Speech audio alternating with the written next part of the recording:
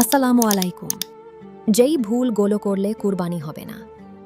কুরবানির পশু চান্দ্র মাস হিসাবে পূর্ণ 1 বৎসর বয়সের ছাগল, ভেড়া, দুম্বা ও পূর্ণ 2 বৎসর বয়সের গরু, মহিষ এবং পূর্ণ 5 বৎসর বয়সের উটে 6 প্রকারের জন্তু দ্বারা কুরবানি করা যায়। প্রথম 3টি মাত্র 1 ব্যক্তির পক্ষ থেকে এবং পরের 3টি সর্বোচ্চ 7 ব্যক্তির পক্ষ থেকে কুরবানি করা যায়। তবে শর্ত হল সকলের নিয়ত খাঁটিভাবে সওয়াবের জন্য হতে হবে।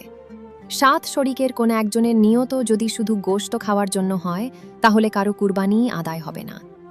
তেমনিভাবে কোন শরিকের মাল হারাম হলে বা অনুমতি না নিয়ে কাউকে শরিক করলে সেক্ষেত্রে সকলের কুরবানি বাতিল হয়ে যায়।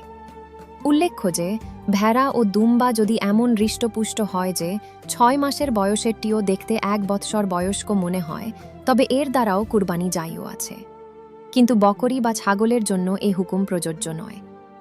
অন্ধ, কানা ও ল্যাংজা জন্তু বা এমন রুগ্ন ও দুর্বল জন্তু কুরবানির স্থান পর্যন্ত যার হেঁটে যাওয়ার শক্তি নেই। অনুরূপভাবে 1/3 চেয়ে বেশি লেজ ও কান কাটা কিংবা লেজ ও কানবিহীন পশুর কুরবানি সহি হবে না এবং অধিকাংশ দাঁত পড়ে যাওয়া পশু দ্বারাও কুরবানি সহি হবে না। আল বাহরুর রায়েক 8 থেকে 324।